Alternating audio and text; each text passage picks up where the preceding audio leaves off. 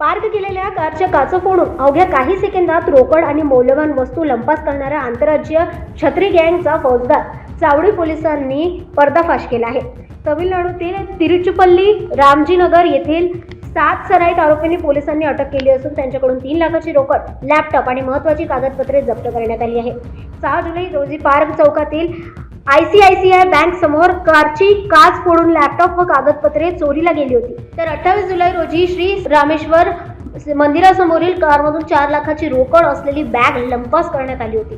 Police आयुक्त M. राजकुमार, उपायुक्त प्रीतम यावलकर आणि सहाय्यक पोलीस निरीक्षक अरुण देवकर यांच्या मार्गदर्शनाखाली गुन्हे प्रकटीकरण पथकाचे प्रमुख श्री क्षीरसागर यांनी पथकाने तपास सुरू केला. CCTV आणि तांत्रिक विश्लेषणाच्या आधारे पोलिसांनी तब्बल 2500 किलोमीटरचा माग काढत टोळीपर्यंत धडक मारली. ही टोळी तिसऱ्यांदा सोलापुरात चोरीसाठी आली असताना पोलिसांनी त्यांना जेरबंद केले.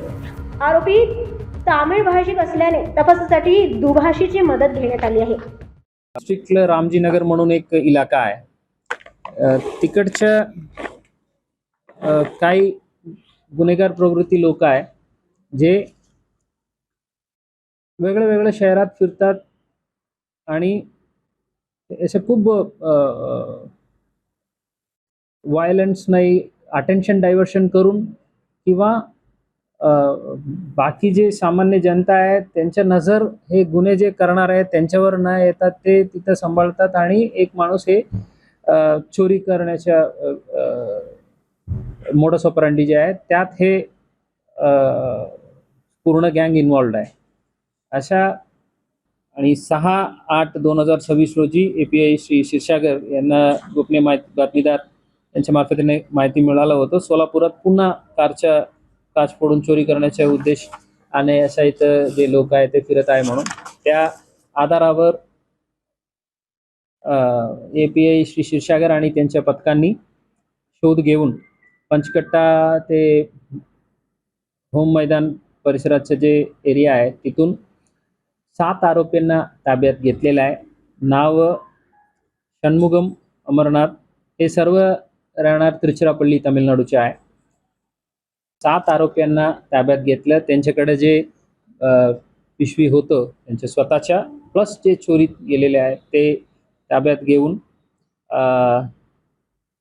3 लाख रुपये आणि लॅपटॉप, बॅग्स वगैरे त्यांच्याकडून जप्त करण्यात आलेले आहेत.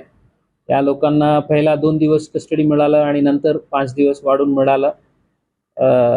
हे जे आरोपी आहे त्यांनी आपल्याकडे जे पहिला घटना घडलं होतं 4/7/2026 आणि 30/7/2026 म्हणजे 28ला दुसरी घडलं आणि 30/7 पर्यंत सेम मोडस ऑपरंडीचे आम्ही त्यांनी ज्या ज्या ठिकाणी गेलेले ते ट्रॅक केलं. तर फौजदार चावडीला 2, बोळिंज मीरा बांदर वसई विरार इथं 1, तुळजापूर धाराशिवला 1, दिघी पिंपरी चिंचवडला 1, महाकाली पोस्टे हैदराबाद राज्य तेलंगणा तिथे 1, पंचकट्टा हैदराबाद राज्य तेलंगणा 1, अशा 7 गुन्हे या दरम्यान याच गँगाकडून घडवण्यात आलेले आहे आणि ते रजिस्टर्ड आहे.